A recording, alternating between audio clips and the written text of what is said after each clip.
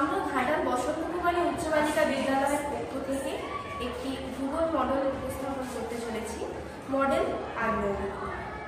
পৃথিবীতে যেসব সুন্দর অথচ ভয়ঙ্কর ঘটনা রয়েছে, প্রাকৃতিক ঘটনার মধ্যে অন্যতম ঘটনা হলো আগ্নেয়গিরির অগ্নুৎপাত। অগ্নুৎপাতের ফলে জ্বালামুখের মধ্য দিয়ে গলিত ম্যাগমা, পাইরোক্লাস্ট কখনো প্রচণ্ড বেগে বা অত্যন্ত ধীর গতিতে শান্তভাবে ভূপৃষ্ঠে বেরিয়ে আসে। আর এই অগ্নুৎপাতের উৎসই হলো আগ্নেয়গিরি।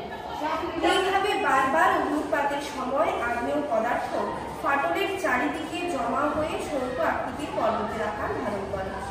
ভারতের ব্যারেন, জাপানের ফুজিয়ামা, ইতালির ভিসুভিয়াস, ইন্দোনেশিয়ার ক্রাকাতোয়া প্রভৃতি আগ্নেয়গিরি হল অন্যতম উদাহরণ।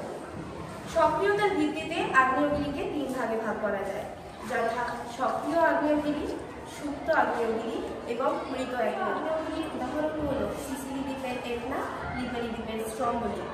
সুপ্ত আগ্নেয়গিরি হল জাপানের ফুজিয়ামা। এছাড়াও মৃত আগ্নেয়গিরির উদাহরণ হল মায়ানমারের কোকো। ভারতের ব্যারেন আগ্নেয়গিরিতে 1852 খ্রিস্টাব্দের পর পুনরায় 1951 খ্রিস্টাব্দে অগ্নুৎপাত ঘটতে দেখা যায়।